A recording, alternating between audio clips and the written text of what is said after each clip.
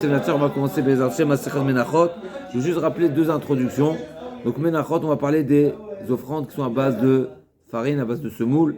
Et il y a d'un côté, il y a un certain parallèle entre la mincha, qui est une offrande également, et qui est une forme de sacrifice. C'est pas le terme exactement approprié, c'est ça qui va faire la différence, mais c'est une offrande. Et donc il y a un parallèle avec le korban et l'offrande. Il y a des points de similitude dans la manière de le servir, mais bien sûr, il y a des différences. Et c'est pour ça que ces certains points de parallèles vont permettre de retrouver des halakhot qui sont également parallèles avec les korbanot. Mais d'un autre côté, c'est différent, comme on va voir. Ça, donc, première introduction, comme on avait vu dans la Gemara, que la mincha elle est composée de plusieurs étapes. À savoir, il y a la kmitza. La kmitza, c'est le prélèvement qui va être offert sur le misbéach. Comment ça se déroulait? Donc, premièrement, on fait une kmitza, on fait un prélèvement. Ce qu'on a prélevé, on va le mettre dans un ustensile. Donc, c'est comme Kabbalat Adam, d'accord? On prélève, c'est comme la shrita. Ensuite, ce qu'on a prélevé, on met dans un ustensile, c'est comme Kabbalah. Ensuite, on se dirige vers le misbéach, c'est Olacha. Et ensuite, on dépose sur le misbéach, donc c'est Akrava. Donc, c'est à la place, peut-être on peut dire, de Zrikat Adam. Donc, c'est ce que la Gemara nous avait dit, qu'il y avait un parallèle entre le service de la mincha et le service de korbanot. C'est un parallèle, ça ne veut pas dire que c'est exactement pareil, mais c'est un parallèle. C'est pour ça que c'est la première introduction. Il y a un parallèle entre le service de la mincha. Donc, comme on a dit, il y a la kmitza, il y a la kmitza, donc c'est le prélèvement. Ensuite, ce qu'on a prélevé, on va mettre dans un ustensile. Ce qu'on a ustensile, on va se diriger vers le misère, reposer sur le misère. Donc, c'est le parallèle avec le korban où on fait shrita, kabbalah, holacha, zrika. Il y a un point encore une fois, de comparaison. Alors, la mincha. Maintenant, dans la mincha, on va justement rappeler qu'il y a plusieurs types. Alors, il y a plusieurs types de mincha, on y arrive tout de suite justement, plusieurs types de mincha.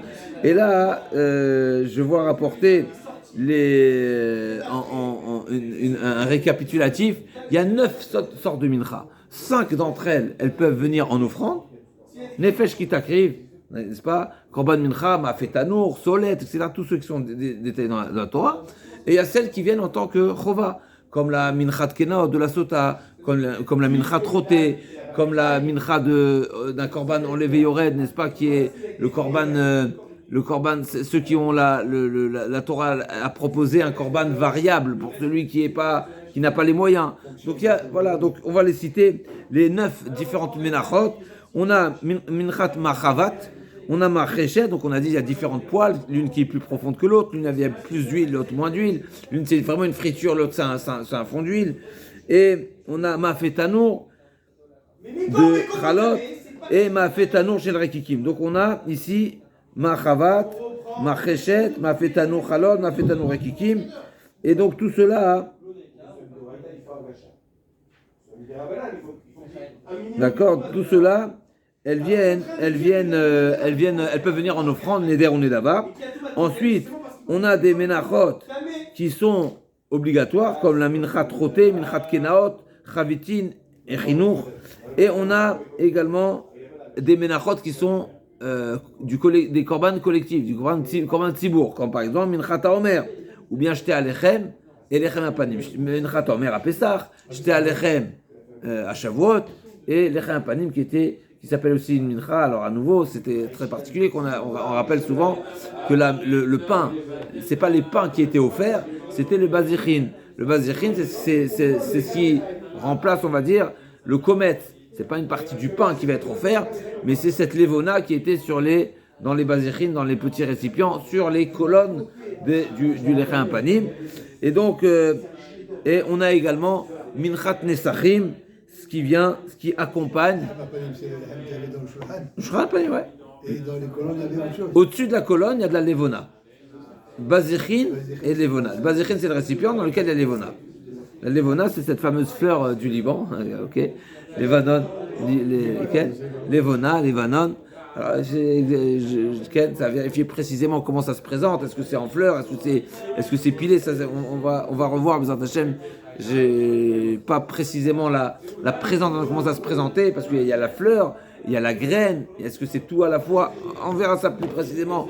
Les vonas, comment elles se présentent. Mais en tous les cas, donc c'est ce qu'on a, toutes les différentes sortes de menachot. Nous, ce qu'on va traiter dans notre Mishnah, c'est la différence entre les deux grandes catégories qui sont les ménachot offrables et les ménachot chova. Les ménachot chova du particulier. On va rester sur le particulier. Donc on a dit les ménachot offrables qui sont comme une ola, comme un shlamim, qui sont neder et nedava. Et il y a les autres ménachot qui viennent pour une faute. Donc s'ils viennent comme une faute, c'est comme un korban khatat. Et si c'est comme un korban khatat, on a dit dans la première Mishnah de Zvachim qu'un korban khatat qui n'a pas été pensé khatat, eh ben il devient invalide. C'est-à-dire un korban, je reviens à Zvachim, un korban bête, animal, qui a été désigné shlamim. Et le Kohen, il a fait erreur, il a pensé ola. C'est grave, mais pas si grave que ça. C'est-à-dire, c'est pas si grave que ça qu'on pourra poursuivre le korban. Ça veut dire une fois qu'il retrouve ses esprits, eh ben il va revenir au nom initial. Et si c'était ola, c'était shlamim. Mais c'est pas pour autant que l'offrant il va être acquitté. Pourquoi ? Parce que dès le moment où le service, il y a une sortie de route pendant le service, eh ben c'est un service qui n'est pas ola. Lui il a dit ola. L'offrant s'est engagé à faire ola, mais il n'a pas fait un service de ola. Il a fait un service qui en partie, il n'était pas ola, donc il n'est pas acquitté. Mais le korban tu peux le poursuivre. Mais tu vas le poursuivre en Ola, mais le franc il n'est pas acquitté. Par contre, ça c'est valable pour Ola, Shlamim, pour les. D'accord. Par contre, on a vu plusieurs avis dans la première Mishnah. Par contre, Khatat, et d'après certains Hacham, et Pessah, donc Khatat et Pessah, d'après tout le monde, et d'après certains également Hacham, et d'après certains, toutes les korbanos qui vont vers le bas aussi, qui sont moins Kadosh, eh bien s'il y a eu une erreur en cours de route, en cours de service, une pensée inappropriée, c'est-à-dire qu'il n'a pas pensé au bon nom, donc il a pensé en plein milieu, il était en train de faire son khatat, il a pensé que c'était Ola, que c'était Shlamim, et bien ça invalide le korban. Il y a plus, on ne le poursuit pas. Ça s'appelle un korban invalide, donc il faut faire un autre korban, un autre sacrifice. D'accord ? Et bien pareil ici pour la mincha. S'il y a eu erreur entre les mincha, donc il était en train de faire machavat, il a pensé machéchet ou vice-versa, ça reste valide. Pensée. Le Kohen, bien sûr, par la pensée, bien sûr. On apprend, n'est-ce pas, Pigoul raté, les Chachev. Alors, Chachev c'est pour Pigoul, mais c'est ça l'idée. Il a une pensée chez l'Olishmo, d'accord ? Donc il a fait une pensée qui n'est pas au nom du Korban, ça invalide. Donc, toutes les différentes ménachot qui sont offrables, eh ben, ça n'invalidera pas le service. Donc on le poursuit le service, mais par contre l'offrant n'est pas acquitté. Par contre, pour les ménachot qui sont de khatat, qui sont les chaper, qui sont minchat roté, minchat kenot, etc. Si en plein service, il a pensé que c'était une offrande, eh ben ça invalide la mincha, et donc il faudra rapporter une autre mincha. Donc ça c'est la Mishnah, il faudra en faire une autre mincha. Donc ça c'est la Mishnah. Donc quand la menachot dans les mots, quand la menachot chez l'ikmetsu chez le shman, donc la kmitza, comme nous avons dit, c'est à l'image, c'est le parallèle de la shrita. Donc chez l'ikmetsu chez le shman, kshérot, c'est kasher. La mincha reste kasher. Et là, chez Lola Aloule Balim Shem Chova, mais ça ne va pas acquitter l'offrant. L'offrant qui a dit j'offre une mincha de machéchet, et donc il doit faire machéchet, et bien la kmitza, elle doit être au nom de machéchet. Et s'il a pensé, le Kohen, quand il a prélevé, il a pensé que c'était machavat, et bien c'est pas valable. C'est pas valable dans le sens où ça n'a pas acquitté l'offrant. Le service doit être au nom de machéchet. Pareil. C'est les Baalim qui décident si c'est machéchet, Oui, bien sûr. C'est libre. Comme un korban, on est libre d'offrir un korban, un ola ou shlamim. Pareil. Donc, à nouveau, on parle des menachot qui sont des offrandes. Chutz mi minchat roté ou minchat kenaot, à l'exception de minchat roté, minchat kenaot. Donc, minchat roté, c'est celui qui a, donc par exemple, celui qui a fauté Tumat Midash Vekodashav. Donc, d'accord, donc il a son devoir, c'est d'offrir une mincha, donc c'est une faute, d'accord. Donc pour celle-là,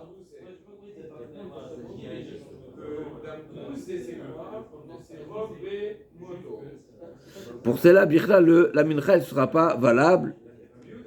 Rout mincha troudret konaot.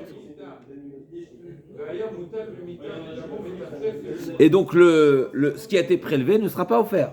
Donc on ne poursuit pas le service.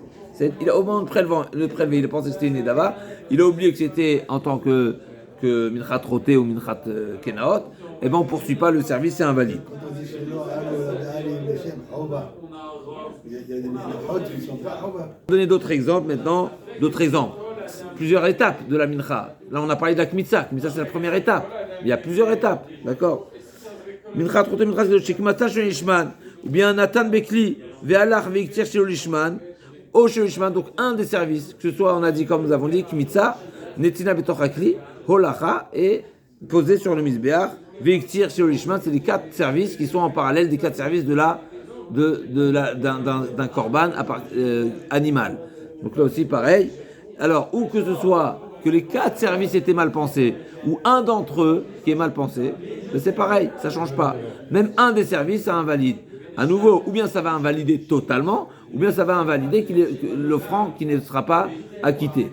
Ça va simplement ne pas acquitter l'offrande.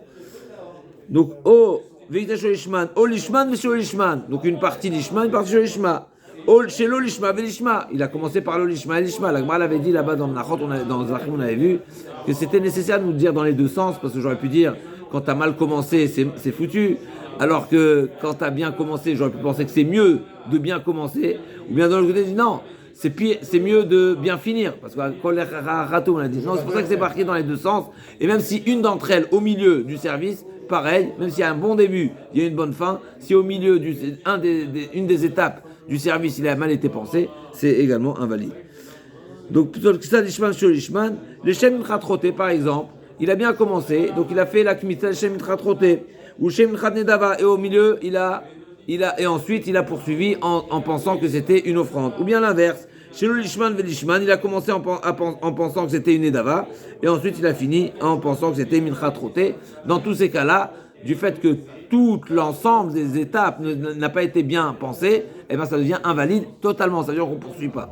L'agma a dit la mal limitne et là litne vélo alou. Et là on dirait que c'est seulement, ça veut dire et là, n'est-ce pas? Il fallait nous dire, il fallait dire comment je dis, kshérot vélo alou, les shem baalim. C'est caché, mais il n'est pas acquitté. D'accord? C'est une suite. Vélo alou la baalim shem chova akamash malan. Les baalim ou des lois shem chova. Amincha Goufa Keshera. Donc, Bémet, il faut comprendre exactement ce qu'est la tournure ici. C'est déjà marqué Kacher. Ça vous avez raison. C'est marqué Kacher et la Shiloh. Justement, il fallait dire c'est Kacher, mais pas 100%. C'est Kacher, mais c'est pas. Il va sur les chanouiller. Le Chidouch, il va sur les chanouiller. Donc, on n'a pas le droit, c'est pas quelque chose qu'on a le droit de faire. J'aurais pu penser que c'est Kacher, donc il n'y a pas de problème. Non, on n'a pas le droit de le faire. C'est quelque chose qu'il y a à ne pas faire. Donc c'est pas uniquement un problème technique, un problème de neder, non. Ça veut dire c'est un problème qui n'a pas été acquitté. Non, c'est quelque chose à ne pas faire. Et là, donc c'est caché, mais et là, c'est caché, mais à ne pas faire. Pourquoi d'où c'est à ne pas faire? La Gemara dit qu'il est rava d'amarava, ola shachata shel lishma, assur les orgues d'ama shel lishma. Donc c'est pas parce que il a été mal pensé. Donc admettons que c'était une ola. Au moment de la shrita, il a pensé que c'était shlamim. Qu'est-ce que je fais? Je poursuis shlamim ou je reprends ola? Non, j'en reprends là. Pourquoi? Parce que même, c'est pas parce que tu as fait une sortie de route que ta sortie de route va dénaturer et déstatuer le korban. Ça reste un hola. Donc tu dois poursuivre là. La sortie de route a été momentanée, elle était partielle, mais tu dois revenir. Et d'où on apprend ça d'un passouk. Pourquoi? Iba était masvara, iba était makra. Et ça peut être et une logique, et on peut l'apprendre également du passouk. Pourquoi? Iba était masvara, parce qu'il a fait une erreur, il va continuer. C'est une manière de dire que c'est ton erreur, à nouveau, c'est une erreur. Donc, tu n'as pas à poursuivre ton erreur. Mais, et sous-entendu ici, et là peut-être c'est pour ça que la svara ne se suffit pas elle-même, parce que j'aurais pu penser que l'erreur, ça déstatue le korban. Surtout si c'est dans la première étape. La shrita, au moment de la shrita, c'est à ce moment-là qu'il devient un zévar, il devient une bête déjà, où on va démarrer le service plus précisément, parce que c'est, je dis, parce que la shrita, comme on a dit plusieurs fois, c'est seulement un moyen d'avoir du sang avec lequel on va faire le service. Le service, c'est le sang. D'accord? Maintenant, comment j'obtiens le sang de la bête? Il faut l'égorger. Et c'est pour ça, entre guillemets, que la shrita, elle peut être réalisée par un Israël. C'est pas ça, essentiellement, le service. Ça fait partie du service si c'est mal pensé, ça c'est vrai. Mais il n'y a pas toutes les mêmes exigences au moment de la shrita que ensuite. En tout cas, pour revenir, c'est sûr que une chose qui a été mal faite en cours de route, c'est pas pour autant qu'on va dire oui, vas-y, continue mal. Non. Donc c'est une logique. Mais deuxièmement, peut-être cette logique à nouveau, elle n'est pas absolue. Et donc on amène également un appui du pasouk. Parce que si c'était une logique absolue, la Gemara a dit, si c'est une logique absolue, tu n'as pas besoin de pasouk. D'accord? Forcément, c'est que la logique, elle est discutable. Mais l'agma le dit quand même, c'est quand même une logique. Iba ete masvara, mishum de meshane ba kolane jne vezil, iba ete makra, motza sefatecha tishmor, veasita kaasher nadarta, nedava. Il y a une stira dans ce passou. Veasita, je sais pas comment ça s'appelle, motza sefatecha tishmor. Donc ce que tu as sorti de ta bouche, tu dois l'observer. Veasita kaasher nadarta. Et tu feras comme tu t'es engagé, comme tu as appris comme vœu. L'Hachem, nedava. On sait très bien, comme on a dit il y a quelques jours, Neder et Nedava, c'est pas la même chose. C'est la même. De manière générale, oui, les deux ce sont des offrandes, les deux sont des engagements, mais c'est pas le même type d'engagement. Neder, c'est un engagement sur la personne. Je m'engage à faire. Alors que Nedava, ça c'est Neder, je m'engage. Alors que Nedava, c'est déjà désigner la chose comme étant le korban, et l'engagement n'est seulement relatif à la chose. C'est-à-dire que si la chose, elle n'existe plus, j'ai pas d'engagement. Quand je dis c'est un engagement sur ma tête, ça veut dire que je m'engage à le faire, coûte que coûte. Que j'aurais pas de dispense qui serait liée à l'objet ou l'élément que je me suis engagé d'offrir, parce que c'est sur ma tête. Alors quand j'ai dit 7 bêtes, j'offre 7 bêtes, c'est 7 bêtes qui est l'offrande, et donc si, c'est la Mishnah, entre autres dans Megillah, va ben neder le nedava, c'est quoi la différence entre les deux? Celui-là il est chayav b'achayut, il a la responsabilité, celui-là pas la responsabilité. Donc ici il y a une science dans le pasuk. Motaz vatratishma ve'asita kasha nadarta al Hashem. Nadarta, nedava al Hashem. Neder ou nedava? Décide-toi. Le pasuk il parle de neder ou nedava? Et donc l'agma a dit nedava, neder ou? C'est un neder. L'agma a dit non. Car elle est neder et car elle est nedava. Non, effectivement, il peut avoir deux noms. Pourquoi? Si là tout est bien fait, si tout va bien, tout va bien.